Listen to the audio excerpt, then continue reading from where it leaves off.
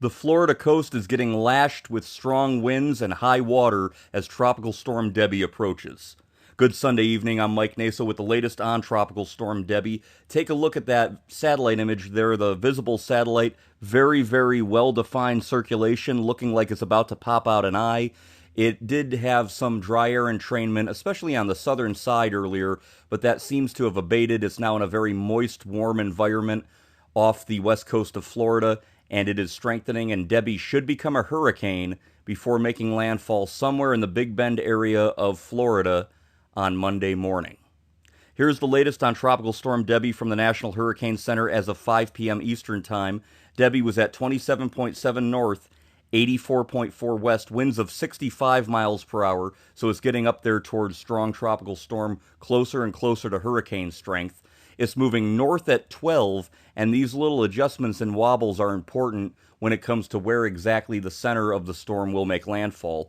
And it is forecast to come ashore in the Florida Big Bend as a hurricane, Category 1, but still a hurricane. Not every hurricane season has hurricanes make landfall in the United States, so this would be the second one after Hurricane Beryl in July. And then it should eventually weaken to a tropical storm, but look at this slow motion all the way through next week. Look at this. Monday making landfall in the Florida Big Bend. Friday still being over South Carolina as a tropical depression. That is a very prolonged rain event, and that is going to be the main threat with Debby. Now, we do have tropical storm warnings and hurricane warnings out for the coast, especially the western coast of Florida, but we now have tropical storm watches and warnings on the eastern seaboard of the United States. Let me read them off because there's a lot of them.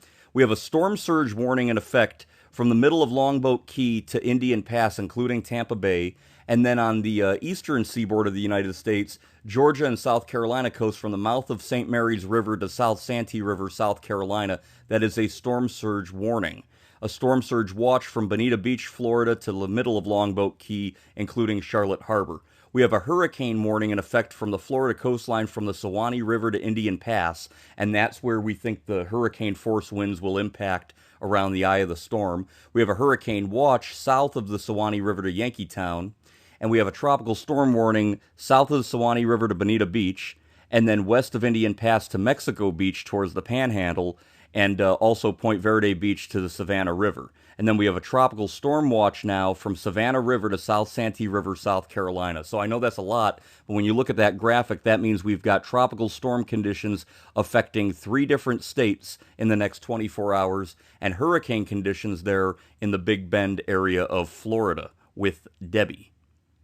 Now, here's the latest radar, and I don't like the looks of this. Look at right at the end here. It appears to have closed off an eye, and if it has, we will see the rate of intensification increase, and that's why it should be a pretty solid Category 1 hurricane as it continues to move north, maybe a little bit east of north right now. Like I said, these wobbles are very, very important, but overall, a motion towards the Big Bend area of Florida. Here's another look at the visible satellite imagery, and what a beautiful storm. It still is a little lopsided, but it does have that classic shape to it, that hurricane shape, as it organizes right there and heads towards landfall. Again, the outflow streaming to the north and well-ventilated right side of the storm. Very warm waters wrapping up there. Other than that little bit of dry air it contended with, everything else seems a go for intensification. Thank goodness it doesn't have more time. Otherwise, we'd be dealing with a potentially stronger hurricane. But right now, it looks like a solid Category 1 strike for Florida, and they are getting some heavy weather in western Florida right now. Now, the water rises, that's going to be the main threat initially at the coastline. This area of the west coast of Florida is very, very susceptible to high storm surge. So from the Ocklawahnee River to Suwannee River, you guys are looking at 6 to 10 feet of storm surge, and that has waves crashing on top of it. So if you have 10 feet of water rise with waves on top of that, that could be very, very dangerous. And then lower amounts as you go down the west coast of Florida, but still all the way down to Bonita Beach, Charlotte Harbor, 2 to 4. And then over in the Panhandle, Mexico Beach, 1 to 2 feet. A far cry from the 20 feet of storm surge Mexico Beach got with Category 5 Hurricane Michael's landfall in 2018. That was a very, very rare event. This is nothing like Michael, but it's still going to be a hurricane and very much a threat. Now, the rainfall is going to be the big problem, and this is why. These are the European ensemble models. And this is showing the system's going to come into Florida and then just kind of spiral right near the coast over the next 1, 2, 3, 4, maybe even 5 days. And even if it's weak, even if it's a tropical depression, that is a lot of heavy rainfall just spinning, pumping moisture into the southeastern United States. The GFS ensemble's not any better. Not any better. And some do show it popping out and then coming back in. That's a potential situation as well if the steering currents collapse and then kind of have ridging build back in to push it back into the coast. So there's a lot of unknowns past, say, 2 or 3 days. But the bottom line, very, very heavy rainfall. Look at this from the Storm Prediction Center. We're looking here maybe 16 to 20 inches of rain. Savannah, Augusta, Charleston. And I mean, that's not to say even areas outside of that in northern Florida and southern Georgia. You could look at 12, 16 inches. All that moisture spreading up the eastern seaboard. Just very, very bad news. And that's why we have a high flood threat for flash flooding from North Florida through southern Georgia and South Carolina. And this might even extend further north depending on where the center of whatever Debby is heads over the next 4 or 5 days. Now here's the water vapor imagery, and this gives you a good idea. We had the trough move off the eastern seaboard. It weakened the high pressure ridge to the north and allowed Debby to slide towards the north and northeast. That's why Debby's going to hit Florida instead of, say, continuing to Texas. However, it looks like it's going to kind of get left behind here, and that's why we have that question of just how slow does Debby move after it moves inland and the risk of a lot of heavy rainfall. And so there's a lot of moisture there already impacting Florida and the southeast, and that is not going to go away anytime soon. So get ready if you're in Georgia, South Carolina, even up towards North Carolina, you guys are in for a wet ride from Debby the next couple of days.